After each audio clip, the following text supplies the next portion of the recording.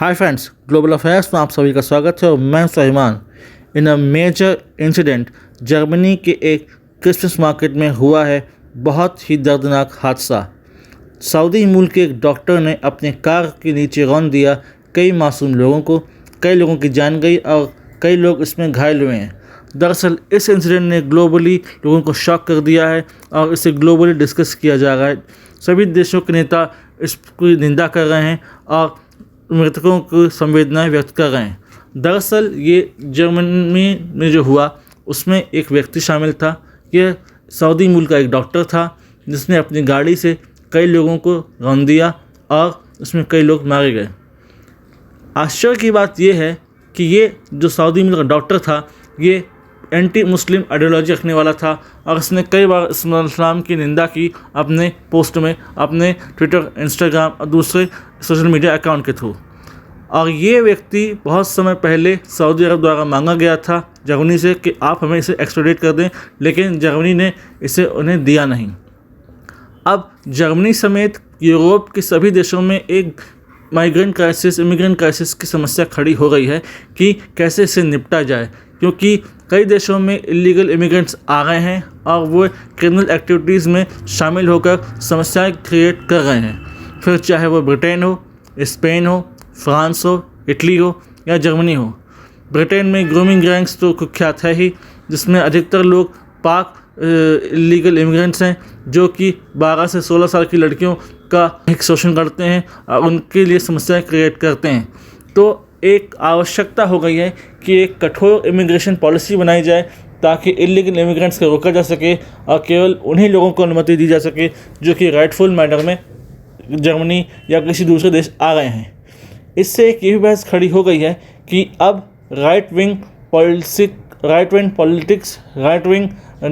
Political parties को एक ground मिल रहा है सभी देशों में, खासकर यूरोप के अधिकतर देशों में उनको एक ग्राउंड मिल रहा है और उन्हें अधिक से अधिक पसंद किया जा रहा है। इस हमले के बाद एलोन मस्क बहुत वोकल हो गए। उन्होंने जर्मनी के चांसलर ओलाफ शॉल्ज़ को ये तक कह दिया कि ये मूर्ख हैं तथा इनमें इतनी काबिलियत नहीं कि जर्मनी को संभाल सकें, जर्मनी को इलीगल इमिग्रेंट से बचा सकें।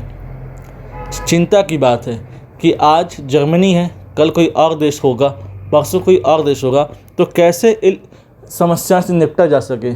इसका तो एक ही इलाज है कि इलीगल इमिग्रेंट्स को जल्द से जल्द डिपोर्ट किया जा सके। हाल ही में ब्रिटेन ने कई इलीगल इमिग्रेंट्स को डिपोर्ट किया अफ्रीका। सेम काम इटली कर रहा है, स्पेन कर रहा है। लेकिन फिर एक बहस ये चलती है कि क्या फिर इससे इस्लामोफोबिया तो नहीं बढ़ रहा है, कहीं इसे धर्म विशेष को तो आप नहीं द्वेष की नज़र से देखते। किंतु यह भी आवश्यक है कि अपने देश की सुरक्षा करना हर राष्ट्रीय सरकार का दायित्व होता है। एक AfD पॉलिटिकल पार्टी है जर्मनी की जिसकी पॉपुलैरिटी बढ़ती जा रही है। और सिर्फ यही नहीं, नाज़ी आइडियोलॉजी को सपोर्ट करने वाले भी जर्मनी में दोबारा पनप रहे हैं। और आप जानते हैं नाज़ीज़ की क्या आइडियोलॉजी रही है और वो जर्मन रेस को सुपीरियर मानते रहे हैं और दूसरे रेस को इन्फीरियर। तो ऐसी अगर आइडियोलॉजीज़ आएंगी, ऐसी एक्सट्रीम आइडियोलॉजीज़ जब जनरेट होंगी दोबारा, तो यूरोप में क्या स्थिति होगी आप सभी जानते हैं। कौन भूल सकता है सेकेंड वर्ल्ड वॉर के समय जर्मनी में क्या किया गया था और जर्मनी का कैसा एनवायरनमेंट था। तो आज यूरोप जो शांत है, आज यूरोप जो बहुत पीस, काम, कंपोज दिखता है, वो कुछ साल पहले एकदम बैटल ग्राउंड बना हुआ था और वहाँ पर एक्सट्रीम आइडियोलॉजीज़ के कारण कई लोगों की जानें चली गईं।